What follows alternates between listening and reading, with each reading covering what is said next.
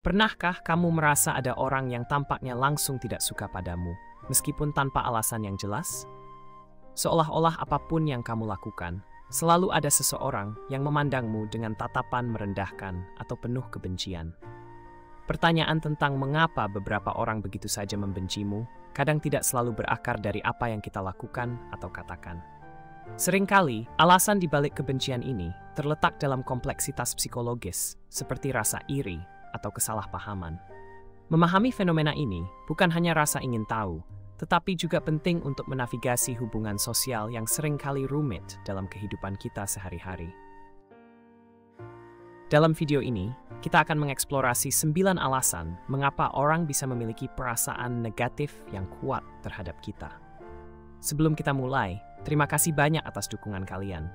Membuat video ini adalah kebahagiaan bagi saya, dan lebih menyenangkan lagi ketika membaca komentar-komentar penuh cinta dari kalian. Saya membaca semuanya. Jika ini pertama kalinya kamu di sini, jangan lupa untuk tekan tombol like dan nyalakan lonceng notifikasi agar YouTube bisa merekomendasikan video ini ke lebih banyak orang. Sekarang, mari kita mulai perjalanan penuh pengetahuan ini. Siap? Pertama, iri dan dengki. Salah satu alasan yang paling umum dan mendalam mengapa seseorang bisa tidak menyukai kita adalah karena perasaan iri atau dengki. Perasaan ini berfungsi seperti racun dalam hubungan antar manusia yang bisa mengubah rasa kagum menjadi kebencian dan rasa hormat menjadi permusuhan. Iri dan dengki seringkali muncul ketika seseorang melihat pada dirimu hal-hal yang mereka inginkan, tetapi merasa tidak bisa mereka raih. Faktor yang memicu bisa sangat beragam, dari kesuksesan dalam karier, prestasi pribadi, hingga aspek kepribadian atau gaya hidupmu. Dalam banyak kasus, iri dan dengki mencerminkan ketidakpuasan batin seseorang terhadap kehidupannya sendiri. Daripada mencari inspirasi dari pencapaianmu atau merasa senang atas keberhasilanmu, mereka justru melihat kualitas dan prestasimu sebagai cermin dari kekurangan atau ketidakberuntungan mereka. Perasaan ini bisa berkembang menjadi kebencian yang mendalam, sampai-sampai mereka berharap kamu gagal atau jatuh hanya untuk meredakan rasa sakit atau ketidakpuasan mereka sendiri. Yang lebih merusak, iri dan dengki bisa mendorong seseorang untuk bertindak negatif, seperti menyebarkan gosip, memfitnah, atau bahkan sabotase untuk melemahkan usahamu. Mereka mungkin berusaha mencoreng hasil kerjamu atau menyebarkan hal-hal yang tidak benar tentang karaktermu, dengan harapan bisa menjatuhkanmu dari posisi yang, dalam pikiran mereka, kamu tempati. Penting untuk diingat bahwa rasa iri dan dengki adalah masalah mereka, bukan milikmu. Meskipun mudah untuk meresapi kebencian ini dan mulai mempertanyakan atau menyalahkan diri sendiri, ingatlah bahwa kamu tidak bertanggung jawab atas rasa rendah diri atau ketidakpuasan orang lain. Pencapaian dan kualitas yang kamu miliki tidak seharusnya direndahkan hanya karena seseorang tidak bisa mengatasi masalah internalnya. Seperti yang pernah dikatakan Marcus Aurelius, jangan khawatir tentang hal-hal yang berada di luar kendalimu. Rasa iri dan dengki orang lain jelas merupakan hal yang di luar kendalimu, dan filsafat Stoik menekankan pentingnya fokus pada apa yang bisa kita kendalikan, tindakan, pikiran, dan reaksi kita sendiri. Memahami bahwa iri dan dengki seringkali menjadi akar dari kebencian bisa membantu kita dalam menghadapi interaksi sosial yang sulit ini. Menghadapi emosi negatif ini dengan cara yang dewasa dan pasif, tanpa membiarkannya memengaruhimu, adalah keterampilan penting untuk menjaga ketenangan batin dan tetap maju dalam pengembangan diri dan kariermu. Kedua, kesalahpahaman dan komunikasi yang buruk. Ini adalah sumber dari banyak konflik dan kebencian yang seringkali tidak disadari. Bahkan hal-hal kecil yang awalnya terlihat tidak signifikan bisa berkembang menjadi perasaan benci yang mendalam dan berkepanjangan. Di balik setiap kesalahpahaman, seringkali terdapat perbedaan antara cara kita menyampaikan pesan dan cara orang lain menafsirkannya. Ini bisa menyebabkan salah paham yang memicu perasaan negatif yang tidak diinginkan, serta menciptakan konflik. Memahami mekanisme di balik kesalahpahaman dan cara kita berkomunikasi bisa membantu kita menghindari atau menyelesaikan konflik yang sebenarnya tidak perlu terjadi. Ketika terjadi perbedaan dalam menafsirkan informasi, penting untuk menjelaskan niat kita secara jelas dan proaktif agar tidak memperburuk emosi negatif yang tidak perlu. Maksud dari sebuah pesan dan cara orang lain menerimanya bisa sangat berbeda. Sebuah kata yang salah tempat, nada yang disalahpahami, atau bahkan ekspresi wajah yang keliru bisa cukup untuk menciptakan kesan yang salah. Insiden komunikasi kecil ini bisa menyebabkan penilaian yang salah terhadap niat atau sikap seseorang, yang membuat orang lain merasa kamu tidak menghargai mereka, acuh tak acuh, atau bahkan bermusuhan. Di sisi lain, komunikasi yang buruk dapat membangun tembok emosional dan kesalahpahaman. Ini sering terjadi ketika kita tidak mengungkapkan pikiran dan perasaan kita dengan jelas, meninggalkan ruang bagi orang lain untuk salah menafsirkan maksud kita. Di banyak kasus, kurangnya mendengarkan secara aktif atau gagal memahami perspektif orang lain juga bisa memicu asumsi yang salah. Ketika manusia merasa dirinya disalahpahami atau mereka yakin bahwa pesan mereka telah ditafsirkan secara keliru, seringkali akan muncul perasaan tidak suka atau kebencian. Hal yang awalnya hanya kesalahpahaman kecil bisa berkembang menjadi permusuhan, seringkali tanpa dasar pada kenyataan atau hubungan yang sebenarnya. Menjadi sadar akan pentingnya kesalahpahaman dan komunikasi yang buruk sebagai pemicu perasaan negatif adalah kunci untuk mencegah timbulnya kebencian yang tidak adil. Kita harus berusaha menjaga komunikasi yang jelas, terbuka, dan jujur dalam setiap interaksi. Selain itu, penting juga untuk memberikan manfaat dari keraguan kepada orang lain, serta mencari klarifikasi ketika ada ketidakjelasan. Dengan melakukan ini, kita dapat menghindari kebencian yang tidak perlu dan mempertahankan hubungan antar manusia yang sehat dan positif. Faktor lain yang penting adalah perbedaan nilai dan keyakinan mendasar. Kita hidup dalam dunia yang penuh dengan keberagaman, di mana setiap individu dibentuk oleh seperangkat nilai dan keyakinan unik yang memandu cara pandang, keputusan, dan tindakan mereka. Ketika nilai-nilai ini bertentangan dengan orang lain, seringkali menjadi pemicu perbedaan pendapat yang pada akhirnya berujung pada kebencian. Perbedaan nilai bisa mencakup pandangan politik, agama, hingga konsep etos dan hidup. Ketika seseorang merasa bahwa nilai-nilai mereka adalah yang paling benar atau unggul, siapapun yang memiliki keyakinan berbeda dapat dianggap sebagai ancaman atau musuh. Pola pikir kami versus mereka ini adalah salah satu sumber konflik paling umum di antara individu dan bisa dengan cepat mengubah perbedaan pendapat menjadi kebencian. Lebih jauh lagi, ketika keyakinan seseorang sudah mengakar dalam jiwanya, setiap tantangan terhadap keyakinan itu seringkali dipandang sebagai serangan pribadi. Hal ini memicu reaksi defensif yang kuat, hingga akhirnya menimbulkan permusuhan terhadap orang yang mereka anggap sebagai ancaman. Dalam situasi seperti ini, konflik tidak lagi hanya tentang perbedaan pendapat, melainkan berubah menjadi pertarungan antara identitas dan pandangan dunia. Perbedaan ini juga bisa menimbulkan prasangka dan penilaian yang terburu-buru. Ketika manusia tidak berusaha untuk memahami sudut pandang orang lain dan malah beralih pada generalisasi, mereka menciptakan tembok yang menghalangi empati dan pemahaman. Penilaian ini bisa berubah menjadi kebencian, terutama ketika ketakutan atau prasangka yang tak disadari. Dalam filsafat Stoikisme, gagasan ini ditekankan bahwa keyakinan dan nilai seseorang merupakan hasil dari pengalaman dan persepsi pribadi. Epicurus, salah satu filsuf terkenal dari Stoikisme, mengingatkan kita bahwa setiap orang adalah produk dari pendidikan dan lingkungannya. Dalam pengertian ini, sangat wajar jika manusia memiliki nilai dan keyakinan yang berbeda-beda. Mendorong dialog terbuka, toleransi, dan penghormatan terhadap perbedaan tidak hanya dapat mencegah kebencian, tetapi juga memperkaya pengalaman dan pemahaman kita sendiri tentang dunia. Menerima bahwa tidak semua orang akan berbagi pandangan yang sama dengan kita, dan bahwa itu adalah sesuatu yang sepenuhnya normal, adalah langkah penting menuju hidup bersama secara harmonis dalam masyarakat yang plural. Selain itu, pengaruh gosip dan rumor juga merupakan faktor penting dalam perkembangan kebencian. Rumor seringkali disebarkan oleh pihak ketiga, biasanya tidak akurat atau keliru, namun mampu mempengaruhi cara kita memandang orang lain. Ketika rumor atau gosip tentang seseorang menyebar, itu bisa menciptakan citra negatif yang tidak sesuai dengan kenyataan. Orang seringkali mempercayai informasi yang mereka dengar tanpa memverifikasi kebenarannya, dan ini dapat memperkuat prasangka yang salah. Bahkan, tanpa interaksi langsung, seseorang bisa mulai membenci orang lain hanya karena apa yang mereka dengar dari pihak ketiga. Situasi ini memperjelas bahwa betapa rapuhnya hubungan sosial ketika dibangun di atas dasar rumor dan informasi yang salah. Kita harus waspada terhadap pengaruh destruktif gosip dalam interaksi sosial dan berupaya untuk membangun pandangan kita sendiri berdasarkan fakta, bukan desas-desus.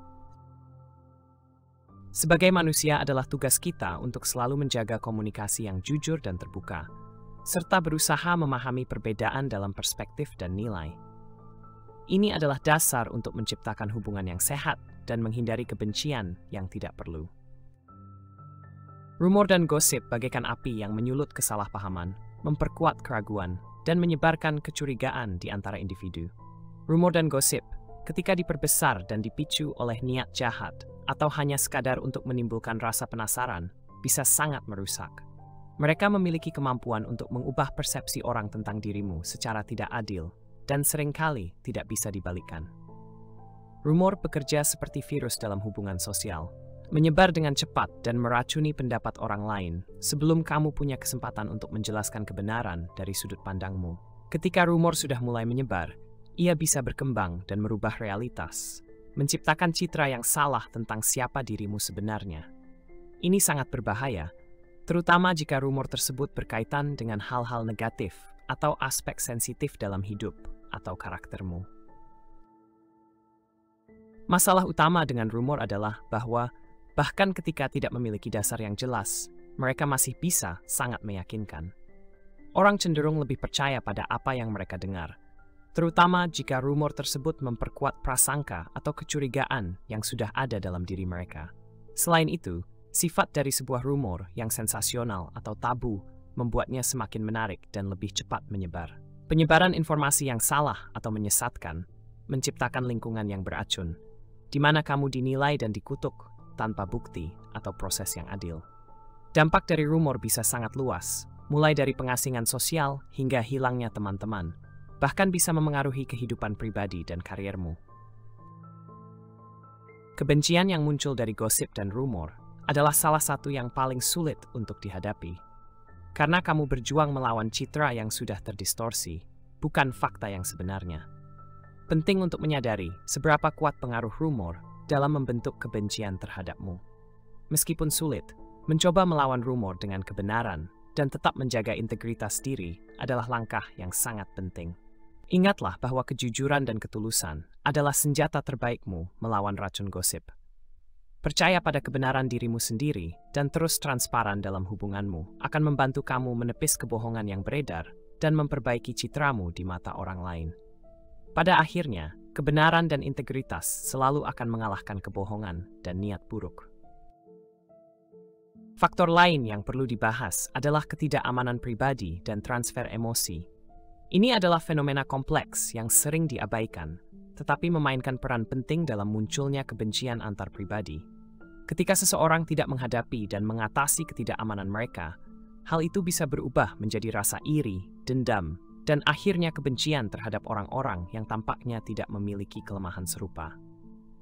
Ketakutan dan ketidakamanan dapat berasal dari berbagai sumber, seperti pengalaman masa lalu, kegagalan yang dianggap pribadi, atau perbandingan sosial. Seperti yang dikatakan Seneca, ketika seseorang merasa tidak aman, mereka mungkin secara tidak sadar memindahkan emosi tersebut ke orang lain, terutama mereka yang terlihat mewakili kebalikan dari ketidakamanan mereka. Misalnya, jika seseorang merasa tidak percaya diri dalam kariernya, mereka mungkin akan merasa benci terhadap kolega yang sukses dan maju dalam pekerjaannya. Proses transfer ketidakamanan ini bertindak sebagai mekanisme pertahanan psikologis, sebagai upaya untuk mengatasi perasaan rendah diri. Alih-alih menghadapi dan bekerja melalui ketidakamanan mereka, beberapa orang merasa lebih mudah untuk melampiaskan kekecewaan dan energi negatif mereka kepada orang lain. Ini bisa mengakibatkan kebencian ketika mereka melihatmu sebagai pengingat konstan atas kelemahan auxilium mereka sendiri. Aspek lain dari dinamika ini adalah perasaan terancam yang bisa muncul dari pencapaian atau kualitasmu, terutama bagi mereka yang memiliki ketidakamanan mendalam. Alih-alih melihat kesuksesanmu sebagai sumber inspirasi, individu-individu ini malah memandangnya sebagai cerminan dari apa yang mereka kekurangan. Ini bisa memicu reaksi emosional negatif ketika mereka merasa bahwa posisi atau citra diri mereka sedang ditantang atau direndahkan. Penting untuk memahami bahwa ketidakamanan pribadi dan kebencian yang muncul bukanlah akibat dari tindakanmu, tetapi lebih merupakan cerminan dari perjuangan internal orang tersebut.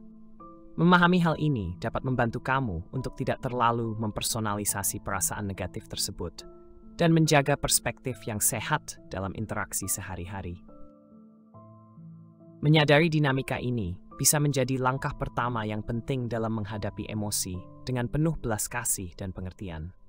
Ketika kita menyadari bahwa ketidakamanan pribadi orang lain bukanlah kesalahan kita bisa melindungi kesehatan mental kita sendiri dan menjaga stabilitas dalam hubungan sosial. Empati dan pemahaman memainkan peran vital dalam menghapus kesalahpahaman dan menciptakan lingkungan yang lebih positif. Di dunia yang ideal, empati dan pengertian akan menjadi pendorong utama dalam setiap interaksi kita sehari-hari.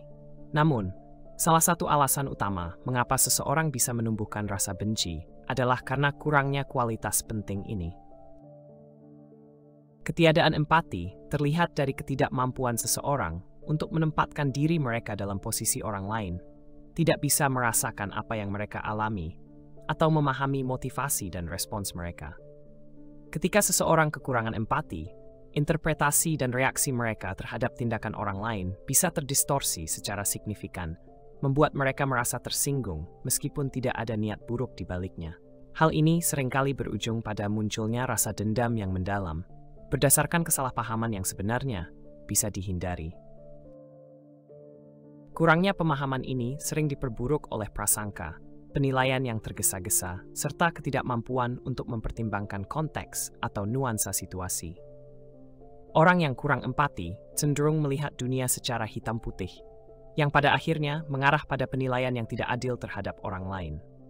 Mereka mungkin membuat asumsi atau kesimpulan berdasarkan pandangan sekilas, tanpa benar-benar mencoba memahami situasi yang lebih dalam. Kurangnya empati dan pemahaman ini juga disebut sebagai bentuk egoisme. Orang yang egois sering terlalu fokus pada diri mereka sendiri, sehingga sulit bagi mereka untuk mengakui atau menghargai pengalaman dan perasaan orang lain. Egoisme ini bisa berubah menjadi ketidakpedulian, membuat mereka merespons masalah atau keberhasilan orang lain dengan sikap meremehkan atau acuh tak acuh. Sikap ini seringkali dianggap sebagai permusuhan atau bahkan kebencian. Memahami bahwa kurangnya empati dan pengertian adalah penyebab kebencian dapat membantu kita menghadapi situasi semacam ini dengan bijaksana. Penting untuk diingat bahwa seringkali kebencian yang dirasakan seseorang terhadap kita lebih mencerminkan keterbatasan emosional mereka sendiri daripada sesuatu yang sebenarnya kita lakukan. Memahami hal ini bisa membantu kita mendekati konflik dengan sudut pandang yang lebih seimbang, mencari cara untuk membangun jembatan pengertian atau, jika diperlukan, melindungi diri dari dampak negatif emosional. Faktor lain yang perlu dipertimbangkan adalah persaingan atau kompetisi. Jenis hubungan ini, yang seringkali terjebak dalam persaingan dan perbandingan terus-menerus, bisa menjadi sumber emosi negatif yang kuat. Ketika persaingan atau kompetisi memanas, hal itu bisa berubah menjadi kebencian yang melampaui batas konflik sederhana, menjadi obsesi untuk mengalahkan pihak lain. Persaingan dan kompetisi adalah hal umum dalam berbagai aspek kehidupan, baik di tempat kerja, dalam hubungan sosial, atau bahkan di dalam keluarga. Dalam beberapa kasus, persaingan sehat bisa menjadi dorongan bagi perkembangan pribadi dan peningkatan diri. Namun, ketika kompetisi menjadi obsesi atau persaingan dipicu oleh ketidakamanan, rasa iri atau dendam dari masa lalu, itu bisa berubah menjadi hasrat kuat untuk melihat orang lain gagal. Pergeseran dari kompetisi sehat menuju kebencian biasanya terjadi ketika seseorang merasa terancam atau dianggap kurang berharga dibandingkan orang lain. Alih-alih fokus pada kemajuan diri, perhatian mereka beralih pada bagaimana mengalahkan atau merendahkan orang lain. Perasaan ini menjadi semakin intens ketika seseorang merasa bahwa prestasi atau pengakuan yang diraih orang lain tidak layak atau telah mengambil kesempatan dari diri mereka. Seperti yang pernah dinyatakan Marcus Aurelius, ketika persaingan meningkat, hal itu bisa mendorong seseorang untuk melakukan tindakan destruktif, seperti menyebarkan fitnah, sabotas, atau bahkan menyerang secara pribadi. Dorongan untuk menang dengan segala cara bisa merusak moralitas dan keadilan, memicu tindakan yang secara langsung merugikan orang lain. Tindakan ini tidak hanya melukai korban, tetapi juga menghancurkan karakter dan integritas pelaku. Mengenali persaingan dan kompetisi sebagai alasan potensial kebencian adalah kunci untuk memahami sifat dari hubungan ini. Dengan mengidentifikasi emosi ini, baik dalam diri kita sendiri maupun orang lain, kita bisa berusaha mengubah persaingan menjadi kerjasama, atau paling tidak, belajar bersaing dengan cara yang sehat dan saling menghormati. Mengingat bahwa kesuksesan orang lain tidak mengurangi nilaimu sendiri, dan bahwa selalu ada ruang bagi semua orang untuk bersinar, bisa menjadi penawar kuat terhadap kebencian yang lahir dari persaingan dan rasa iri. Terima kasih telah menonton video ini.